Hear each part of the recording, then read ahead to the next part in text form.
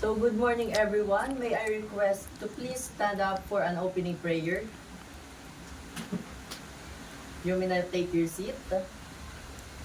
So my name is Rafael R. Abraham. I am an accredited competency assessor in beauty care service, nail care, NC2. So today I will orient you on assessment process to ensure that you clearly understand the procedures, standards, and your rights and responsibilities as candidates. So I would like to acknowledge the presence of Ms. Raven Mata, our representative from TESDA Provincial Office.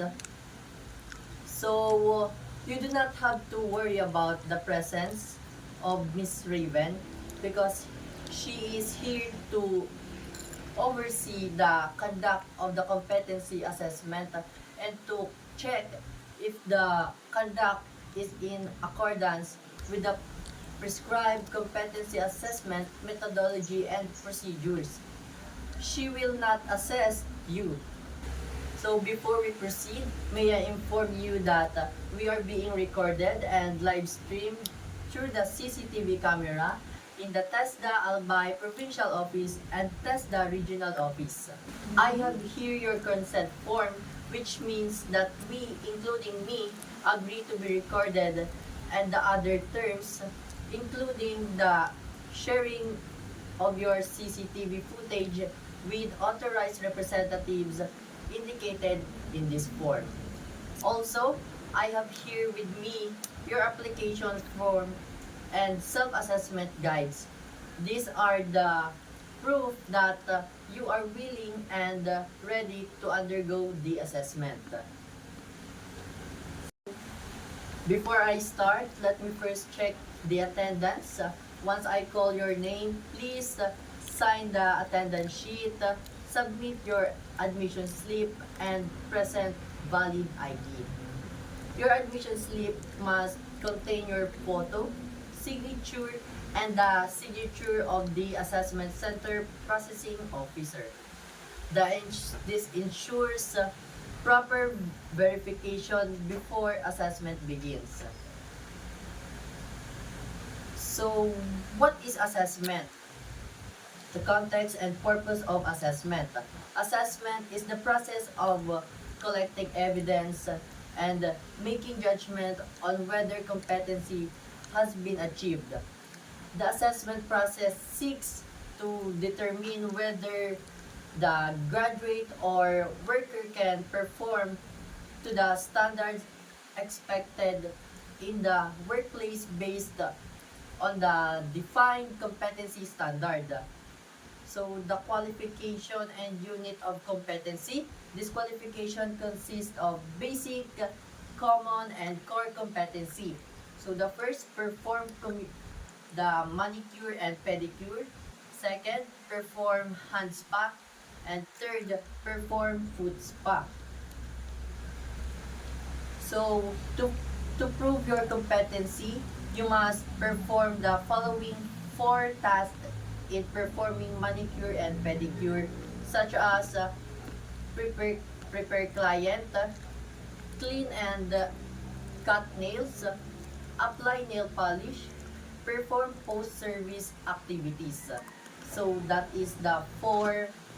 So you must complete the task with the prescribed time indicated in the official competency assessment tools or CATs. So the assessment will be conducted through demonstration with oral questioning, third-party report, and portfolio. So next is your result will be either competent if all required standards met, or not competent if standards not fully met. So you will receive feedback after the assessment regarding your performance. So next, religious and medication considerations. If you have religious practices requiring accommodation or medical conditions or allergies to chemicals and physical imitations. So please inform me before the assessment begins so reasonable adjustment can be provided without lowering standards. So reasonable adjustments can be made if you have specific needs as long as they don't lower the standard of the assessment. So we have the do's and don'ts. So the do's and don'ts inside the competency assessment center. First, the do's, yung mga dapat nating gawin is una, follow the security policy and procedures.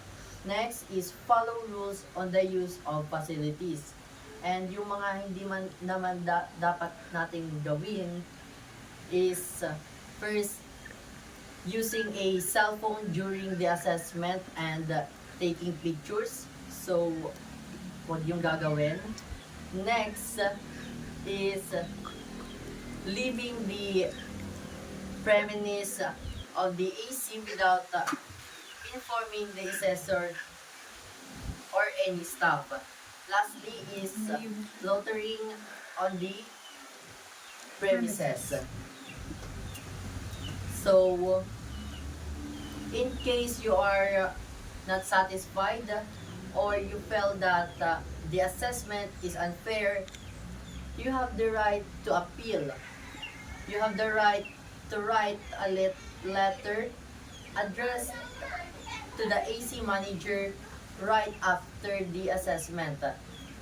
If you notice any irregularities, Irregular.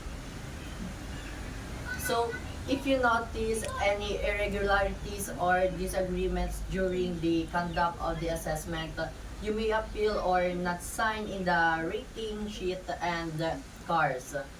So the Technical Education and Skills Development Authority or TESDA implemented the e-certificate.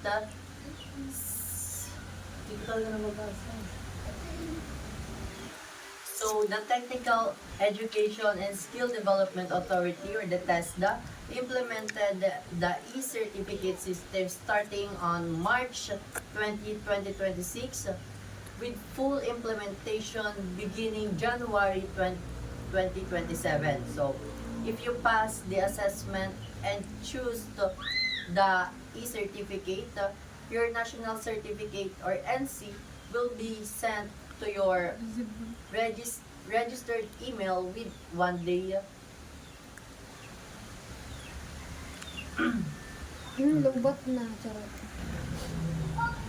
Make sure your name and email are correct. Print the e-certificate on clean white A4 paper and if a dry seal is needed, bring it to the nearest TESDA Provincial District Office for free verification and sealing.